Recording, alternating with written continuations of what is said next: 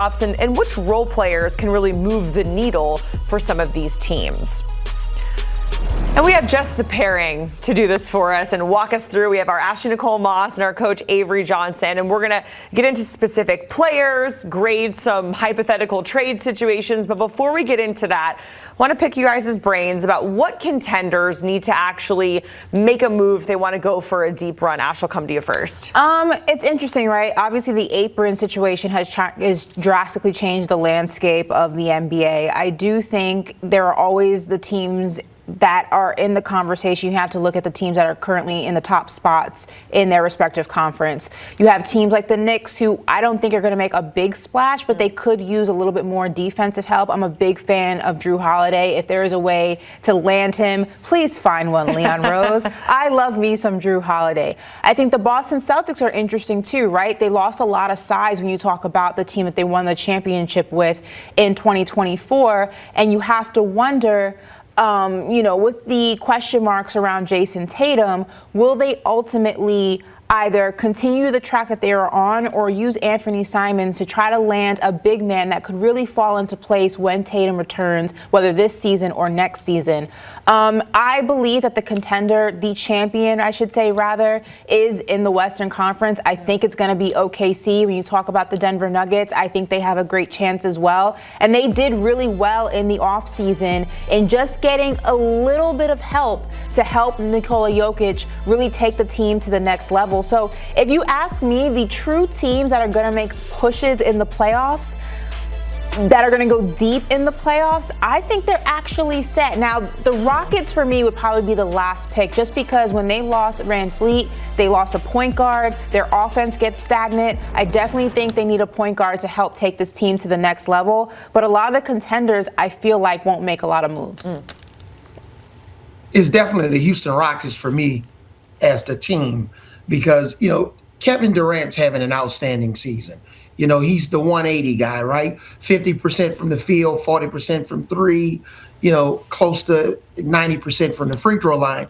And you don't want to waste this year for Kevin Durant. Yes, Fred VanVleet is injured. He's out for the season. So I think that the Rockets are the contenders that really need to make a move here.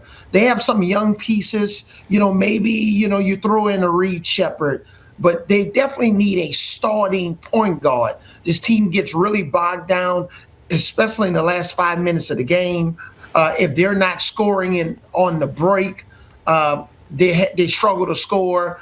Amen Thompson, he can't really shoot threes. They don't space the floor extremely well to give Kevin Durant enough room to operate. So with the absence of Fred VanVleet, this is the team. They're in the top. They're in the fourth spot in the Western Conference. I think if they can make the right move without giving up the form, they're the team that I'm zeroing in on that needs to really make a move, especially this year. You don't know from an injury standpoint what's going to happen with Kevin Durant moving forward. And we know that the West is, to your guys' point, is stacked. There's a lot of talent, and you were saying, hey, I think the champion is going to come out of the West. So if you want to contend, there's a lot of talent, but I think there's a discrepancy of champion talent and playoff talent in the Western Conference. And it makes a difference. Yeah. Now we're going to get into some big names that we've heard could be on the move, the rumor mill swirling, and one of the more recent ones, and Ashley, we were talking about this, maybe surprising, is James Harden. So, not surprising to me. Yeah. So, Coach, I'll come to you first. Landing spots for James Harden at this point of his career, what would make sense to you? What would make sense is James Harden stay with the Clippers. Right, that part, Coach. Say that. That's the landing spot. Yeah. If you look at this team, the best record, in the last, 20 games, this team has played extremely well. Sure, Kawhi Leonard got passed over for an all-star snob or got snubbed by the coaches. Who knows? That could be something that's created by this situation that he found himself in, with the team supposedly trying to circumvent the salary cap with some outside business dealings of his. But that's another story for another day. But the Clippers are the best spot. You look at this roster with he and Kawhi Leonard, a great 1-2 punch. But outside of the Clippers, we've obviously heard, that a landing spot could be Cleveland. That would make sense, especially for the Clippers to get back a young player in Darius Garland. Then you can pair him up with a Donovan Mitchell. You got the big guys inside with Mobley. But my point is, where are you going? You with the richest owner in the NBA. You have an opportunity to do things well beyond when you retire from the game of basketball, playing in Intuit Arena, the big multi-billion-dollar palace that they built in Inglewood. So the top landing spot for me would be for James Harden to stay with the Clippers. It's like deja vu with James Harden, right? And James Harden has time and time again shown us that he will always put James Harden first. And to a degree, as a player, you should put yourself first, because we have seen that organizations will always do what's best for them. But we're now on the fourth team for James Harden in a matter of 4 or 5 years. And he has constantly shown that he will run from a situation, whether it's a beneficial situation for him or a situation that's not perfect, but there's opportunity for it to be fixed. There's opportunity to grow. He will constantly run from it when it no longer suits him. He forced his way out of Brooklyn, forced his way to Philly, I have that in reverse, I believe.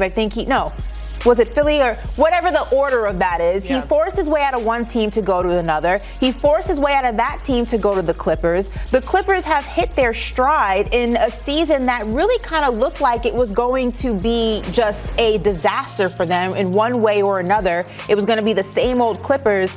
And now, because he wants to go someplace that's going to pay him, mind you, James Harden is 36 years old.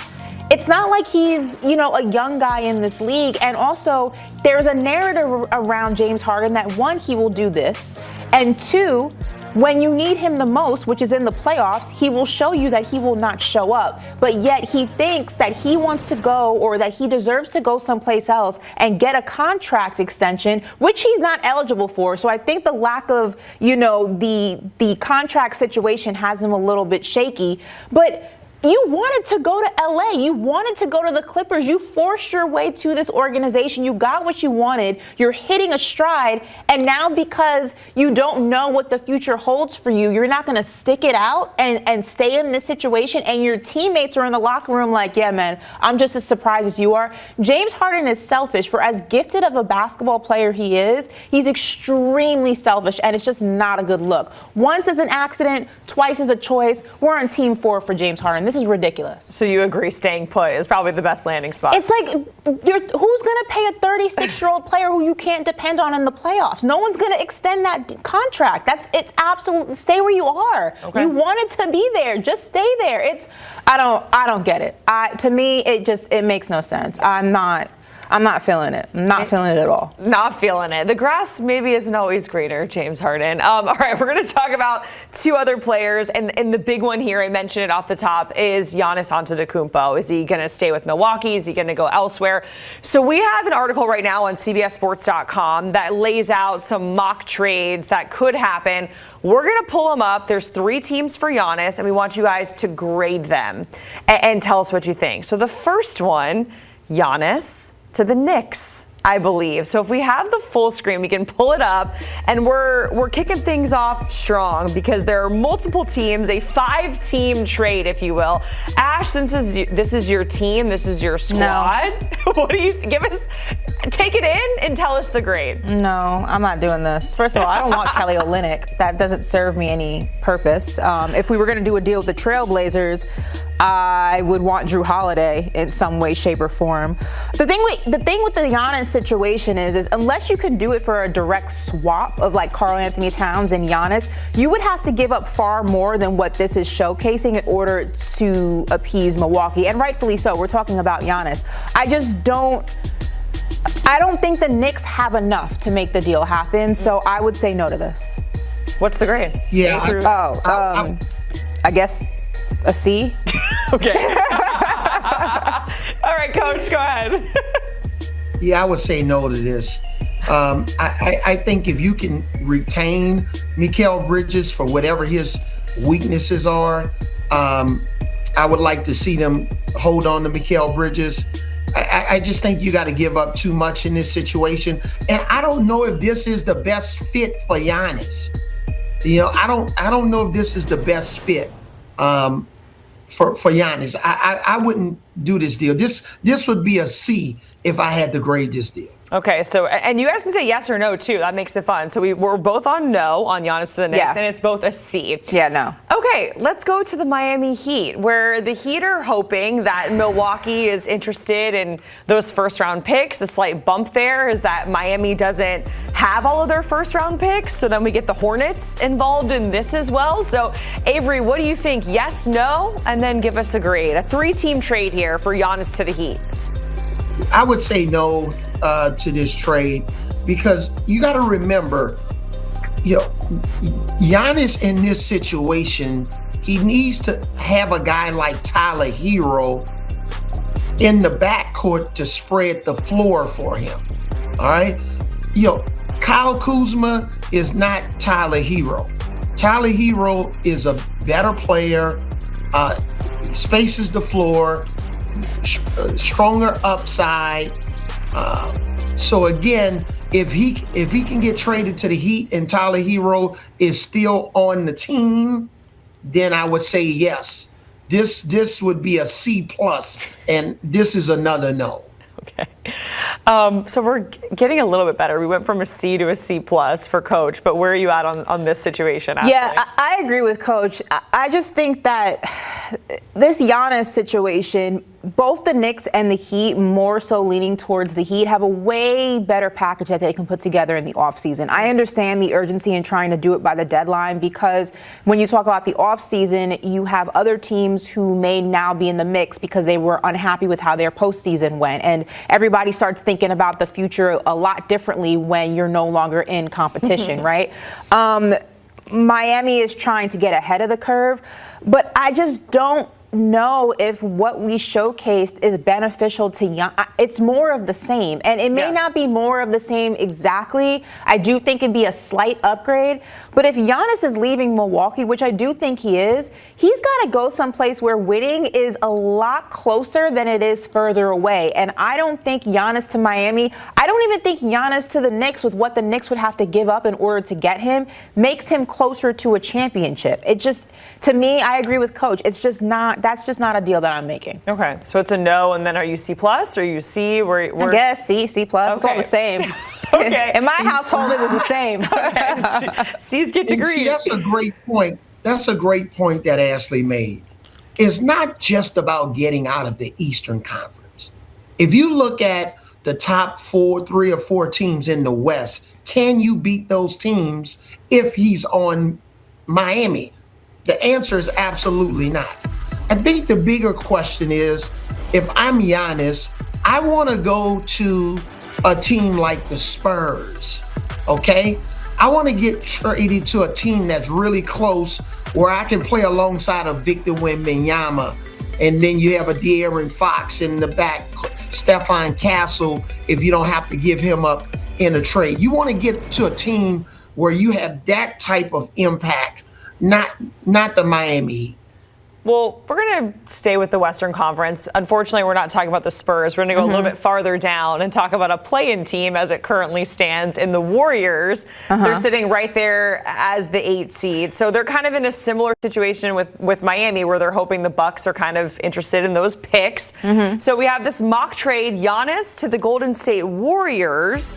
Ashley, in this 3-team trade, the Celtics are involved again. Draymond Green and Al Horford. Yeah, okay. Celtics. So Draymond's not going to Boston. Al Horford may be welcome back with open arms, but he jumped ship because he thought the Celtics weren't going to be competitive. So I don't know how happy Celtics fans would be to have him back. Look, the Warriors have, on paper, it looks good. Right, you have Jimmy Butler in that contract, especially, when you talk about Milwaukee, they'll be in a semi-rebuilding. Kuminga is freed from the shackles of Golden State and Steve Kerr. I just don't, again, this is not a championship team, even with Giannis and Steph Curry. So, everyone has to look at it as, if you're not going drastically up, where are you going? And I don't know. I agree with Coach. Like, it's just hard for me to see Giannis leaving Milwaukee to go to another uncertain situation. Everyone just looks at it on a first-name basis. You put Giannis in a situation, championship. Yeah, on paper that sounds good. In theory it sounds good. But in reality, there are a lot of moving pieces. Giannis needs specific players to play with, specific type of players to play with. Not everything's just a plug-and-play situation. I do say, though, that out of all the teams that we listed, if we're just talking about what benefits Milwaukee, Golden State can put together the best package. Okay. But I don't know if that benefits Giannis. Okay. Yeah. Coach, what do you think? I think the person that wins in this deal is Steve Kerr. If he can get rid of Draymond Green and Kuminga. For Steve Kerr, he would win in this trade. But again, Giannis to Golden State, they're not an NBA championship caliber team. They're not better than San Antonio. They're not better than the Oklahoma City Thunder. I don't think they can beat the Houston Rockets when Houston is healthy with Fred VanVleet. Again, with this trade, it's probably the best of the other two that we've had a chance to evaluate. Mm-hmm. But again, Steve Kerr would probably be happier than anybody. And you got to think about Steph's timetable. It's not like Giannis and Steph are going to play together 10 years. Like, Steph doesn't have much more time in his career that he's going to be playing at a particular level or playing at all. So, like, if you're Giannis, if Steph's the selling point, well, all right, how much time is that going to give me, So we're in agreement that Golden State, out of the Knicks, Miami Heat, and with the Warriors, that is the hypothetical trade that you would lean towards the most, yes. Avery? Yeah, I would lean towards that the most. Now, if this was a Kevin Durant situation, years ago when he left OKC, he's joining a younger Steph, Klay Thompson, Draymond in his prime, Andre Iguodala. I agree with Ashley. This is a totally different situation. This is an older Steph Curry. Klay Thompson is not there. Draymond will be gone. Iguodala, all the different role players. It's a totally different situation. Giannis will look up, in a year, he may be the only superstar that's on that team. All right, and it was a yes from you too, Ash, out of the three. Yeah, I mean, out of the three, and again, for Milwaukee, they get the most bang for their buck in terms of package, but I just don't see the longevity in the deal. All right, Avery, Ashley, we certainly appreciate it. We're all going to be watching over the next couple of days to see what happens with